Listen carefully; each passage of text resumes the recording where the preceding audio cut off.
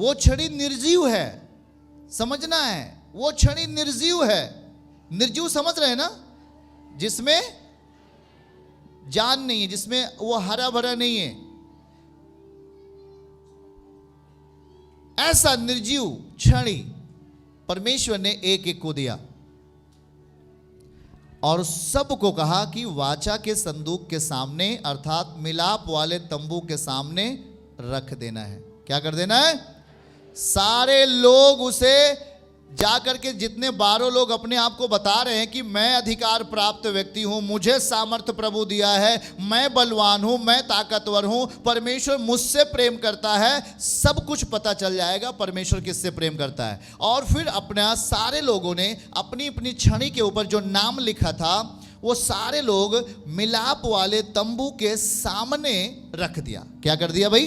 तो वो छड़ी कहां पे रखा गया? सब लोग ला ला करके मिलाप वाले तंबू के, और दिखाओ भाई मिलाप वाला तंबू, जल्दी से मिलाप वाला तंबू दिखाओ।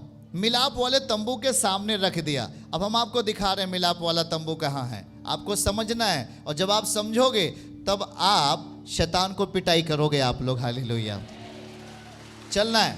ये रहा मिलाप वाला तंबू, और सारे लोगों ने मिलाप वाले तंबू के सामने अपनी अपनी सूखी वाली जो है छड़ी क्या कर दिए? रख दिए। सब लोग रख दिए।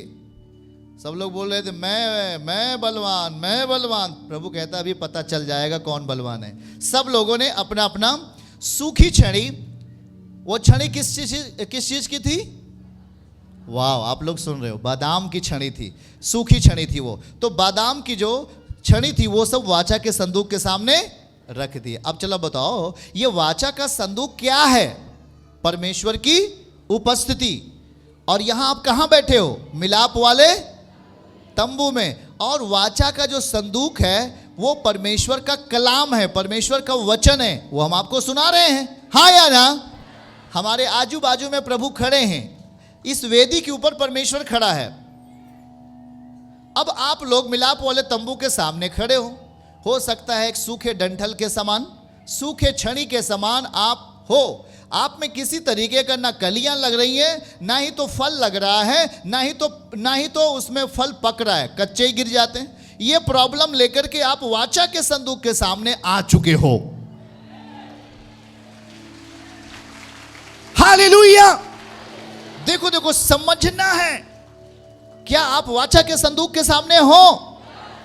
उस समय था कि कोई अपने आप को ग्रेट बता रहा था, कोई अपने आप को अधिकारी बता रहा था या अगुआ बता रहा था, उस जमाने की बात है। पर आज मैं आपको सिखा रहा हूं कि आज हर एक के अंदर कलियां लगेंगी, फूल लगेगा, कलियां लगेंगी और पके फल भी होंगे, मतलब फलवंत आप होंगे। हालेलुया, आप होंगे। पर वो छड़ी किसके सामने रख दी गई? बोलो जरा भाई, वो छड़ी किसके सामने रख दी गई? वाचा के संदूक के सामने। अब सारे लोगों ने अपनी अपनी छड़ी लाया और वाचा के संदूक के सामने रख करके चले गए। और जब अगली सुबह होती है, जब अगली सुबह में वहां जब जाते हैं, तो केवल एक व्यक्ति के अंदर जो छड़ी थी, जिसकी छड़ी थी उसमें, और 11 के अंदर नहीं, केवल एक व्यक्ति के अंदर, और उसका नाम था हारून। क्या नाम था?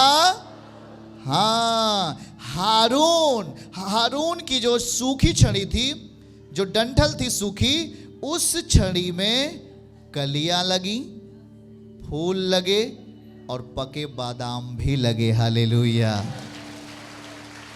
यहां देखिए 8 पद में यही लिखा है, दूसरे दिन परमेश्वर के दास मूसा जब वाचा के संदूक के सामने जाते हैं, जब मिलाप वाले तंबू के सामने आते हैं, तब देखते हैं कि मेरी जो हारून की छड़ी है केवल उसी में, क्योंकि वो मन का अच्छा आदमी था।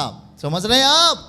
वो मन का नम्र आदमी था, वो बहुत व्यवहारी आदमी था, वो सच्चाई पे चलने वाला आदमी था, वो झूठ नहीं बोलता था, वो नशे नहीं करता था, वो तमाम गुनाह नहीं करता था, पाप नहीं करता था, व्यभिचार नहीं करता था, वो सच्चाई वाला व्यक्ति था। इसीलिए ध्यान से सुने भाई, वो शुद्ध मन का व्यक्ति था, ऐसा बोल सकते। इसीलिए उसकी जो छड़ी थी, उस छड़ी में फूल लगा, कलियां लगी और पके बादाम भी लगे। हालेलुया। दिखाओ भाई पके बादाम इनको। वो देखो छड़ी हम आपको दिखा रहे हैं अभी, ये छड़ी देखो, ये जो छड़ी है मूसा दिखा रहे। अब ये छड़ी पहले इसमें ना तो कलियां लगी थी, ना तो फूल लगे थे, और ना ही तो इसमें पके बादाम थे, कुछ भी नहीं थे। लेकिन जब ये वाचा के संदूक के सामने आया, जैसे ही आप वाचा के संदूक के सामने आ गए, जैसे ही आप सामर्थी सेवकाई में आ गए, जैसे ही आत्मा के द्वारा चलने वाली सेवकाई में आ गए, आपकी जिंदगी में कलियां लगना शुरू हो गई और आपके जीवन फलवंत होने लगा। हालेलुया, ताली बजाओ भाई परमेश्वर की महिमा के लिए। अद्भुत। आज यही चीज, ये प्रोफेटिक है। जितने ऑनलाइन है ध्यान से सुने, ये एक भविष्यवाणी के तौर पर आपके लिए प्रभु दे रहा है कि जितने लोग आज केवल सूखे डंठल के समान हैं और जो परमेश्वर के सामने सच्चाई से बैठे हैं, जो विश्वास योग्यता के प्रति हैं, वाचा के संदूक के प्रति विश्वास योग्य, सेवकाई के प्रति विश्वास योग्य, परमेश्वर की महिमा के प्रति जो विश्वास योग्य लोग बैठे हैं, परमेश्वर कह रहा है कि आज से उनके जीवन में कलियां लगने जा रही हैं और फूल और फल लगने जा रहे हैं। यीशु मसीह के नाम से रिसीव करो, रिसीव करो, रिसीव करो, ग्रहण करो इसे। क्या आपको समझ में आया? हम कहां बैठे हैं? वाचा के संदूक के सामने। यही है साक्षी पत्र जो आज आपके हाथ में है, ये साक्षी पत्र है। और इसी के सामने, मतलब इस वचन के आधार के ऊपर, इस वचन के आधार पर, इस वचन के द्वारा ही वो जो सूखी डंठल थी, सूखी छड़ी थी, वो फलवंत हो गई। आमीन। अब जरा सोचो, वो किसी डाली में नहीं लगी थी, वो किसी पेड़ में नहीं लगी थी, वो केवल परमेश्वर के सामने रखी गई, केवल प्रभु के सामने रखी गई। आप किसके सामने हो? आप किसके सामने बैठे हो?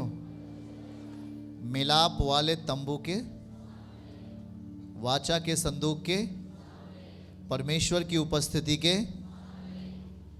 और जब आप आज उसकी उपस्थिति में बैठे हो तो सुन लो, परमेश्वर आपके लिए ग्रेट और बड़ा बड़ा बड़ा बड़ा बड़ा काम करने वाला है आज यीशु मसीह। हालेलुया। हमारे हाथों में क्या है? ये रुमाल है। ये क्या है? आप कहां बैठे हो? सच्चाई से बैठे हो? क्या आप फलवंत होना चाहते हैं? सोचो जरा, सोचो सोचो भाई बहनों, एक सूखी डंठल, कोई पेड़ में नहीं लगा था। वो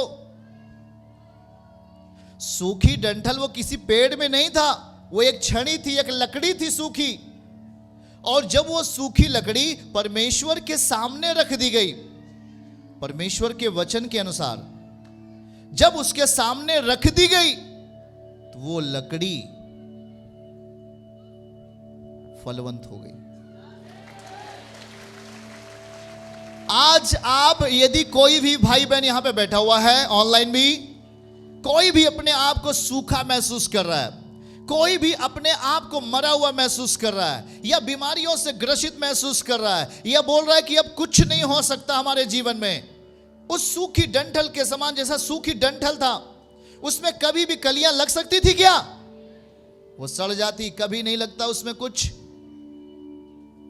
जब तक वो छड़ी किसी पेड़ में नहीं होती, जब तक वो डाली बनकर किसी पेड़ में नहीं लगती, वो कभी भी फलवंत नहीं हो सकती थी।